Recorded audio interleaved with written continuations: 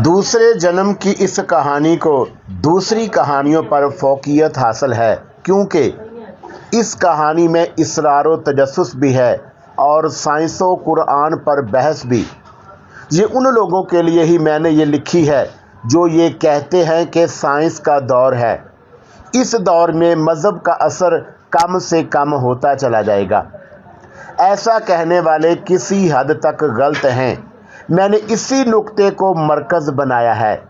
Science व इस्लाम पर ऐसी कोई कहानी शायद ही आपने पढ़ी या सुनी हो। इस कहानी में थ्रिल भी है और सस्पेंस भी, पुरअसरारियत भी है और साइंस भी। यानी एक कहानी में कई किस्म की कहानियां हैं। ये तजर्बा आपको कैसा लगा ज़रूर बताइएगा। वस्सलाम। परवेज़ बिलग्रामी। अस्सलामु अलैकुम दोस्तों, पेशे खिदमत है दूसरा जन्म एपिसोड नंबर 14। उसने इग्निशन में चाबी घुमाई थी कि बुरी तरह चौंक पड़ा। अचानक ही उसकी नज़र उठ गई थी। विंड स्क्रीन के सामने वाली पहाड़ी साफ नज़र आ रही थी, मगर उस पहाड़ी पर वो झोंपड़ा नहीं था जहां बैठकर उसने दूध भरा कटोरा खाली किया था।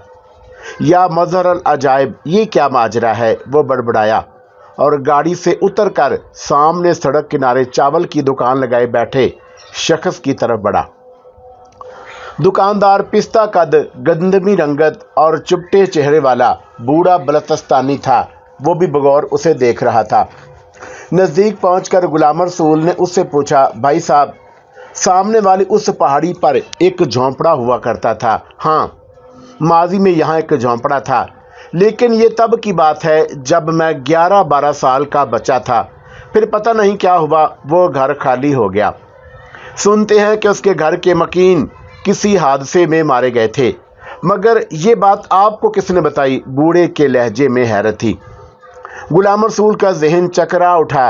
अभी कुछ ही देर पहले तो वो उस झोंपड़े में गया था, फिर अब वो कहाँ गया? वो लड़की कौन थी? उसे पहचानी सी क्यों लग रही थी? वो खड़ा यही सोच रहा था। इन्वेस्टिगेशन सेंटर में कुल 6 अफराद थे। उनमें एक कर्नल के रैंक का था। उसने अली की तरफ देखकर पूछा, तुम क्या करते हो? पहले बजरे चलाता था, जब सियाहों की आमद कम हो गई तो मजदूरी करने लगा, मगर अब वो भी नहीं मिलती, इसलिए बेकार हूँ।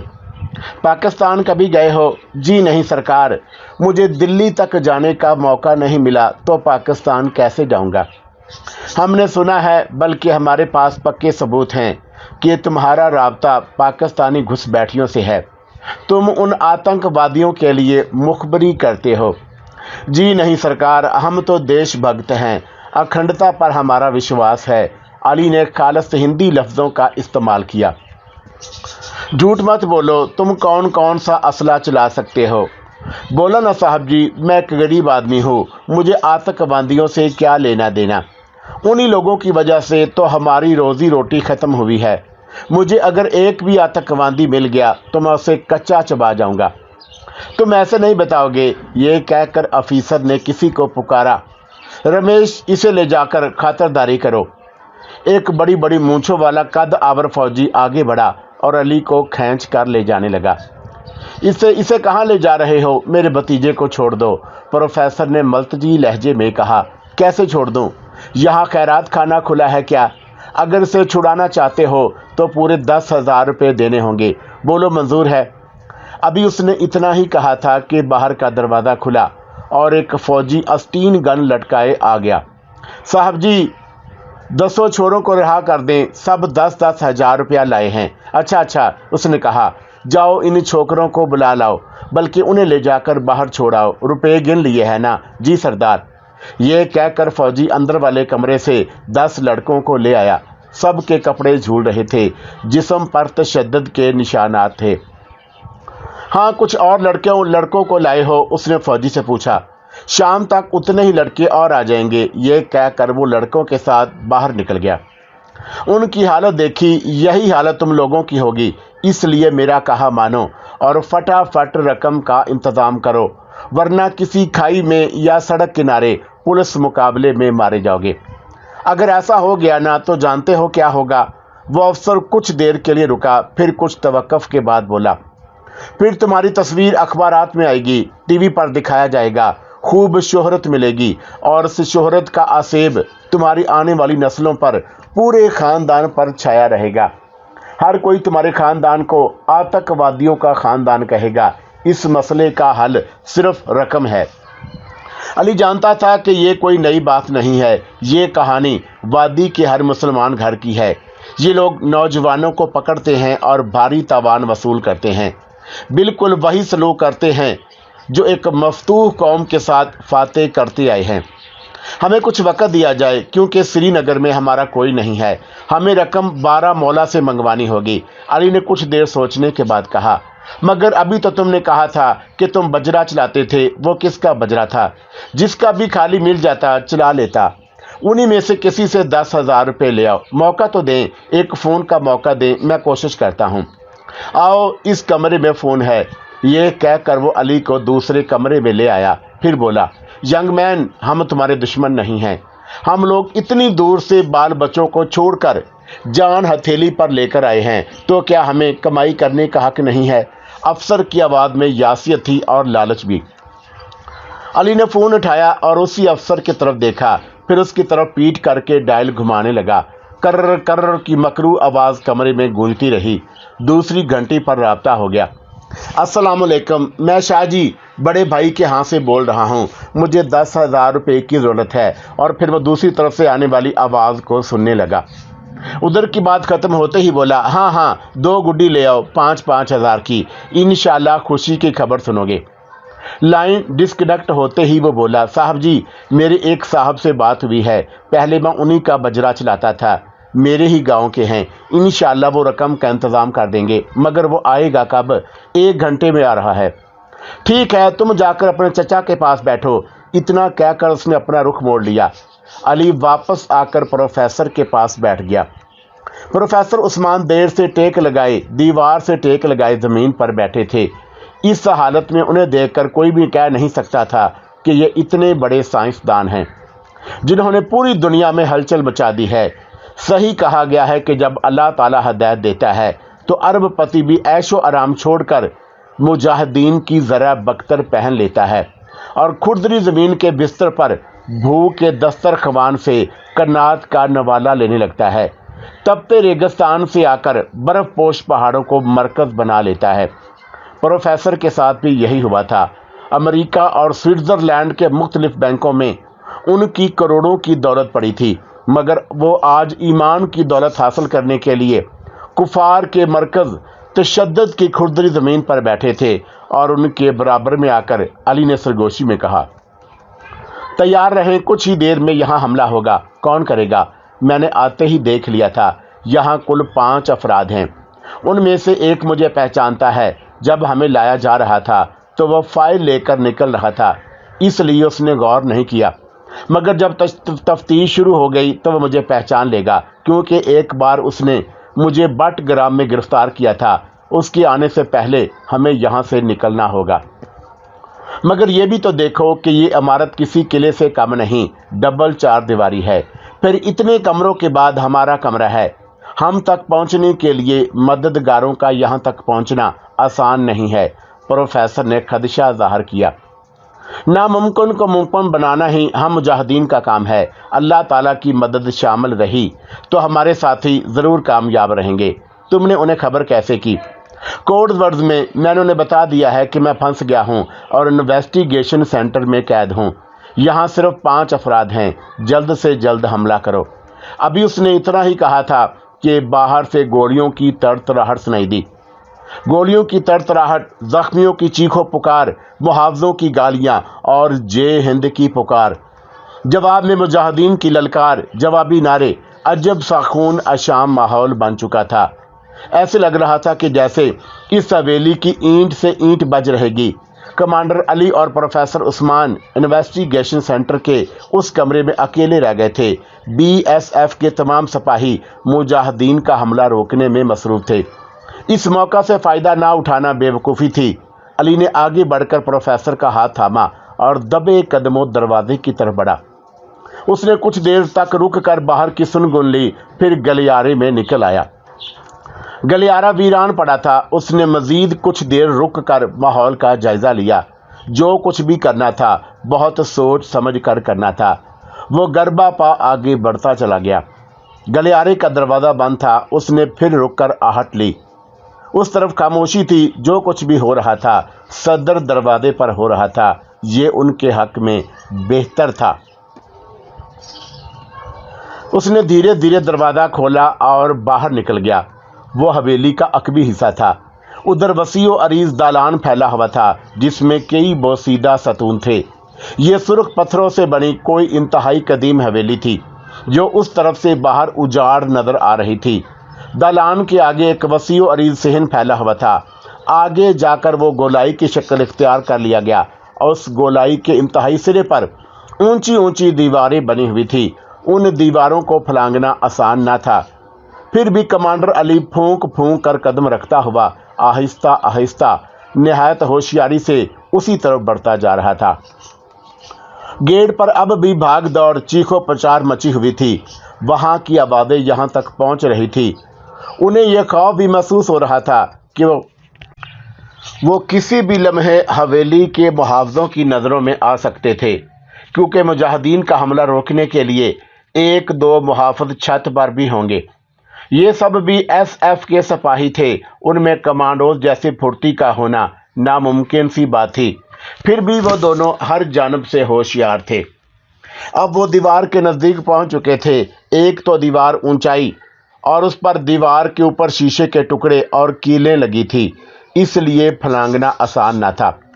بس ایک راستہ ہے، کمانڈر علی نے سرگوشی میں کہا، اس پیڑ پر چڑھنا ہوگا۔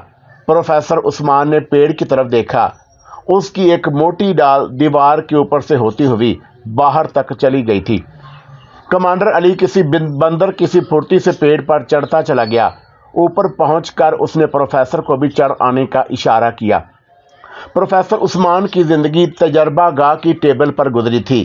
وہ اس قسم کی مشقت کے عادی نہ تھے، لیکن یہاں زندگی اور موت کا سوال تھا۔ وہ دل میں خدا کا نام لے کر اوپر چڑھنے کی کوشش کرنے لگے۔ تھوڑی سی محنت کے بعد وہ اوپر پہنچ گئے، پھر کمانڈر علی کی طرح آہستہ آہستہ آگے کی طرف کھسکنے لگے۔ دیوار کی دوسری طرف پہنچ کر کمانڈر علی ڈال پکڑ کر جھول گیا، گو کہ زمین اب بھی پیروں سے 3-4 ہاتھ کی دوری پر تھی، پھر بھی اس نے ہاتھ چھوڑ دیا۔ وہ اس قسم کے کاموں میں مشاق تھا، گرتے ہی اٹھ کر کھڑا ہو گیا۔ پروفیسر بھی اس کی نقل میں اسی طرح جھول گئے۔ جیسے ہی انہوں نے ہاتھ چھوڑا، کمانڈر علی نے پھرتی سے انہیں اپنے ہاتھوں پر سنبھال لیا۔ ادھر ویرانی کا راج تھا۔ یہ اندازہ لگانا دشوار تھا کہ یہ عمارت کہاں ہے۔ یوں بھی یہ اندازہ لگانے کا وقت بھی نہیں تھا کہ یہ کون سی جگہ ہے۔ نیچے اترتے ہی دونوں نے دوڑ لگا دی تھی۔ سامنے والے حصے سے فائرنگ کی آواز اب تک آ رہی تھی۔ خطرہ سر پر تھا، اس لیے وہ دونوں برق رفتاری سے دوڑنے لگے تھے۔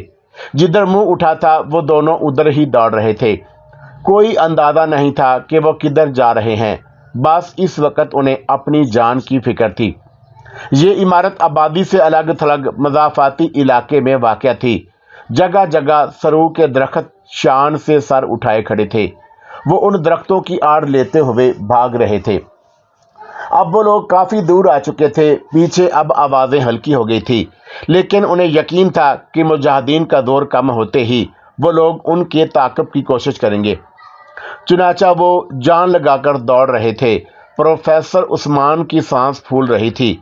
ان کا سینہ لوہار کی دھونکنی کی طرح پھول پچک رہا تھا، مگر وہ رکنے پر آمادہ نہ تھے، بس دوڑتے چلے جا رہے تھے۔ پھر انہیں پانی کا شور سنائی دیا۔ غالباً ڈل جھیل آ چکی تھی، جس میں تیرتے بجروں کے چپوؤں کی یہ آوازیں تھی۔ ان دونوں نے پوری قوت یکجا کی اور اپنی رفتار دگنی کر دی۔ تھوڑی سی دیر کے بعد وہ ڈل جھیل کے کنارے کھڑے تھے۔ ڈل میں بجرے آ رہے تھے۔ کبھی یہ جھیل سیاحوں کا مرکز تھی، مگر اب اس کی رونق ماند پڑ گئی تھی۔ یہاں کی رونقوں کو غاصبوں نے اپنے بھاری بوٹوں تلے روند ڈالا تھا۔ جھیل تو اب بھی تھی، بجرے بھی چل رہے تھے، مگر ان میں کہکے ناپی تھے۔ ملاحوں کے چہروں پر اداسی اور پیٹ میں بھوک کا عفرت اتر گیا تھا۔ कमांडर अली ने किनारे पर खड़े होकर इधर उधर देखा। वो किसी खाली बजरे को आवाज देना चाहता था कि उसकी नजर एक दरख्त से बंधी हुई कश्ती पर पड़ी। वो उधर बढ़ता चला गया, लेकिन जैसे ही उसने दरख्त से रस्सा खोलने की कोशिश की कि एक नौजवान धम से कूदा और उसकी कमर से असला लटका हुआ था। गुलाम रसूल बाजार के बाहर खड़ा उस पहाड़ी को देख रहा था जिस पर कुछ देर ही पहले उसने एक झोंपड़ी देखी थी। उस झोंपड़ी वाली से मिला था, वहां बैठकर दूध पिया था, मगर अब वो ना झोंपड़ी थी और ना झोंपड़ी वाली। क्या ये नज़र का धोखा है? उसने खुद से सवाल किया। नहीं, ये धोखा नहीं हो सकता। अभी मैं जिस दुकानदार से बात की थी वो उस वक्त भी मौजूद था जब मेरी कार यहाँ आकर रुकी थी।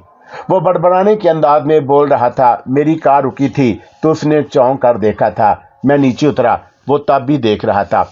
जब मैंने बोनट खोला था और भाप उड़ाते रेडिएटर का जायजा लिया था, उस वक्त भी ये दुकानदार मुझे ही देख रहा था। फिर जब वो लड़की झोंपड़ी से निकली थी और उसने गागरा लाकर मुझे दी थी तो उसे क्यों नजर नहीं आई? गुलाम रसूल का जहन सवालात की अमाजगाह बना हुआ था। वो समझ नहीं पा रहा था कि यह कैसा मुअम्मा है। लड़की ने गागर दी थी तो पानी उंडेल कर मैंने गागर उसकी तरफ रखा था। वो बड़बड़ाते हुए कार की दूसरी तरफ पहुंचा तो उसके जहन को फिर एक बार झटका लगा, वहां गागर मौजूद थी। जब गागर मौजूद है तो यकीनन वो लड़की आई थी। फिर ये दुकानदार झूठ क्यों बोल रहा है? वो झोंपड़ी अब क्यों नजर नहीं आ रही? वो मतलाशी नजरों से इधर उधर देख रहा था कि उस दुकानदार ने फिर कहा, भाई साहब, क्यों मेरी दुकानदारी खराब कर रहे हैं? कार आगे ले जाए ना। मैं झोंपड़ी को देख रहा हूं, गुलाम रसूल ने कहा ना कि उधर कोई झोंपड़ी नहीं है। 40-42 साल पहले यहां झोंपड़ी थी, मगर अब नहीं है। इस उजाड़ बियाबान में कौन आकर रहेगा? ये तो हफ्ते में एक दिन की रौनक है। बाजार खत्म, रौनक खत्म। अच्छा। गुलाम रसूल ने दरवाज़ा खोला और अंदर बैठ गया। फिर उसने अग्निशर में चाबी घुमाई और कार को आगे बढ़ा ले गया। इस वक्त भी उसके जहन में सवालात की आंधियां उसी जोरों शोर से चल रही थी। क्या ये कैसा शहर है? वो समझ नहीं पा रहा था कि एक पल में पूरा मंजर कैसे बदल गया। फिर वो लड़की उसे जानी पहचानी सी क्यों लगी थी? कहीं ये वही लड़की तो नहीं जो रात में उससे मिलने आती है? रात वाली लड़की का ख्याल आया तो जहन में झमाका सा हुआ। यकीनन ये वही लड़की थी। वो बड़बड़ाया, आखिर वो लड़की चाहती क्या है?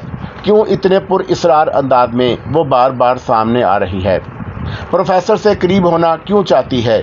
गुलाम रसूल के जहन में सवालात का मेला सा लगा था। वो ड्राइव के दौरान भी इसी बात पर गौर कर रहा था।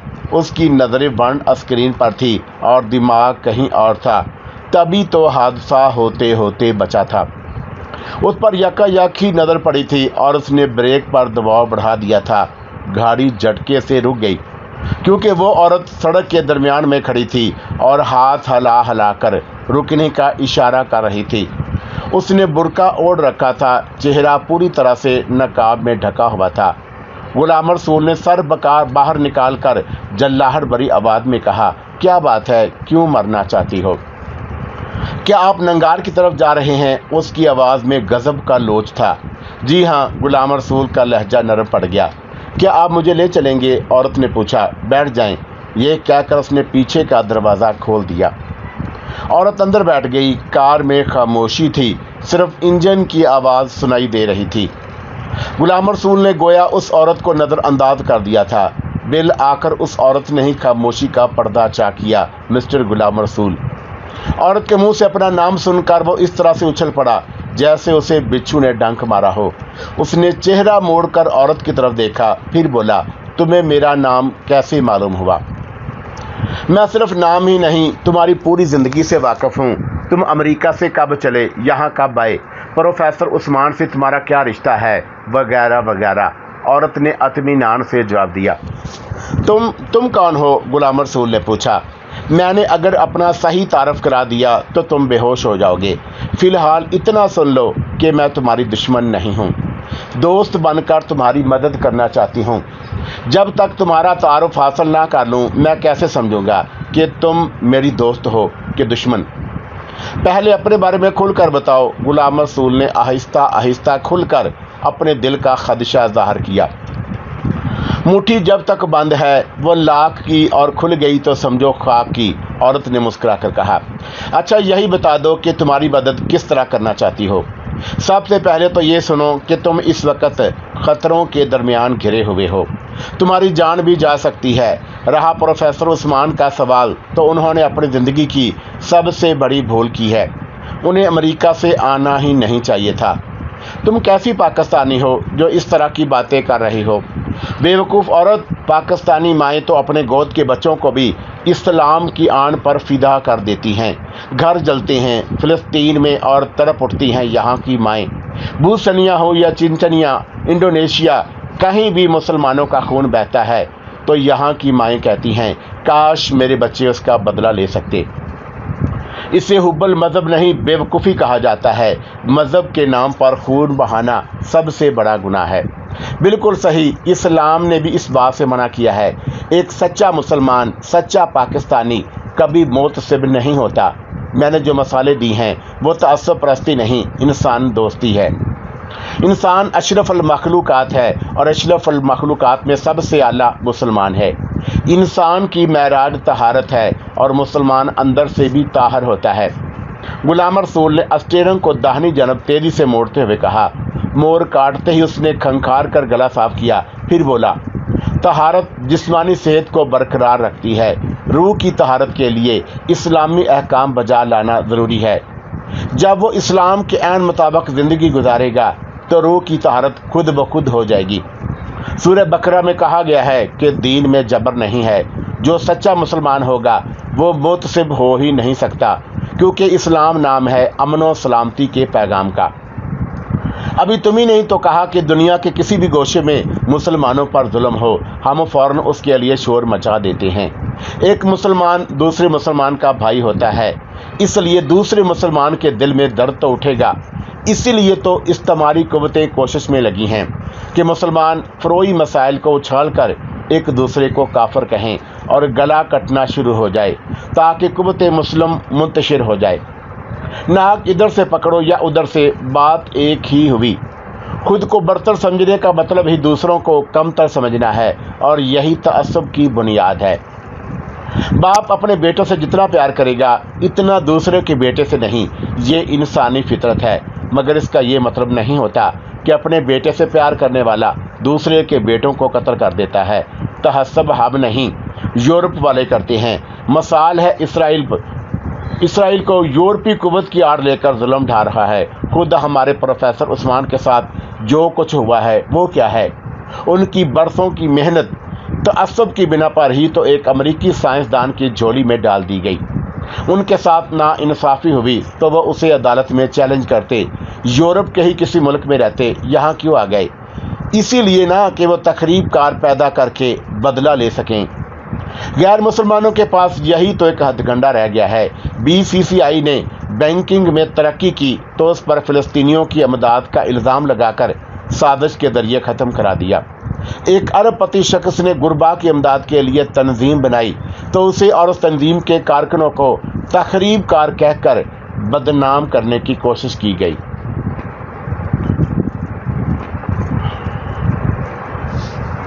किसी मुस्लिम मुल्क ने ज़रा से भी कुव्वत हासिल कर ली तो उस पर कई ममालिक मिलकर टूट पड़े। यही इंसाफ है ना?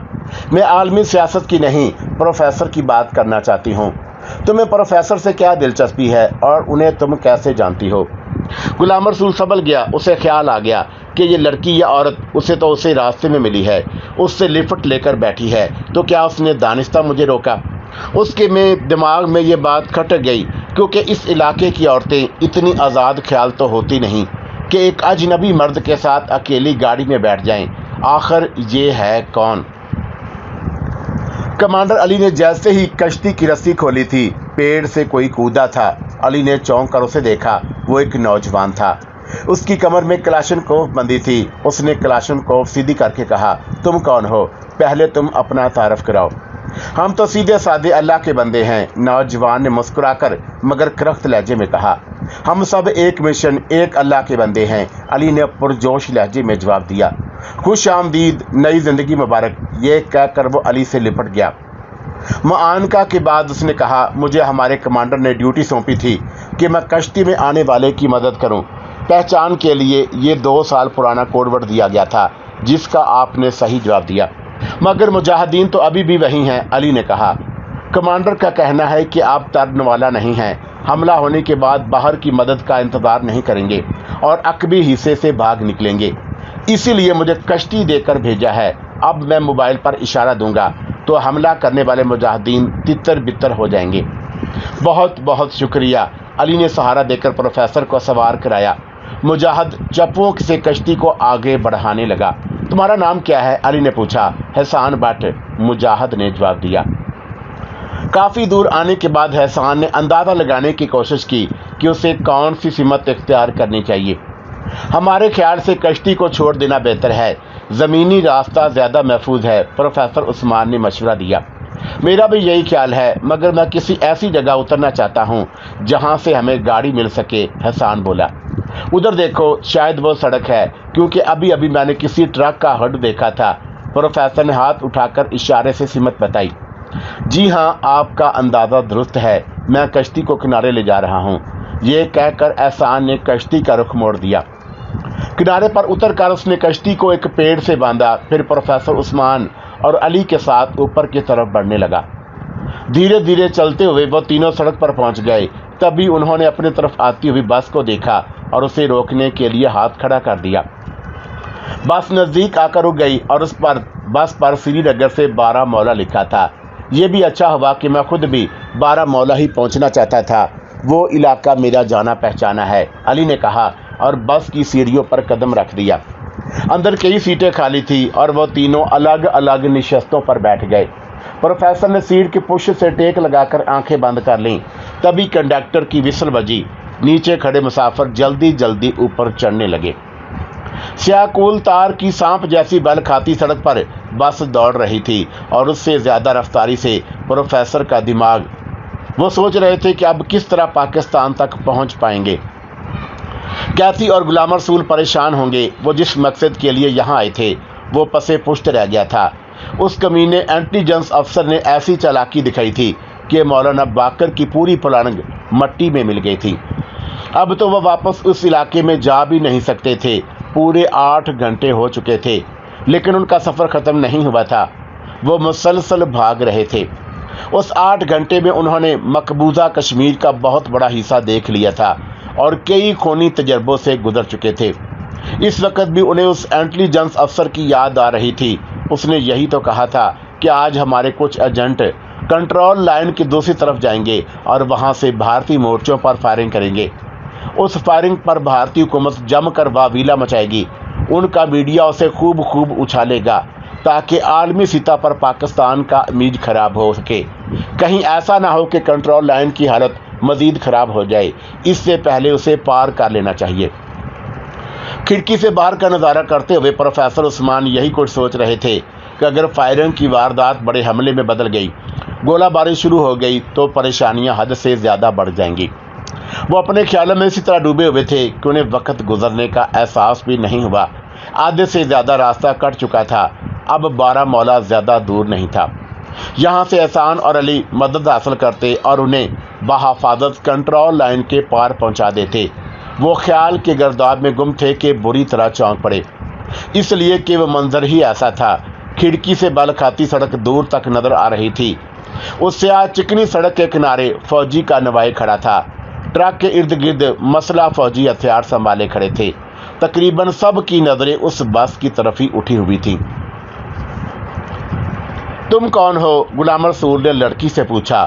میں کون ہوں؟ لو دیکھو پہچانو، یہ کہہ کر اس نے نقاب الٹ دیا۔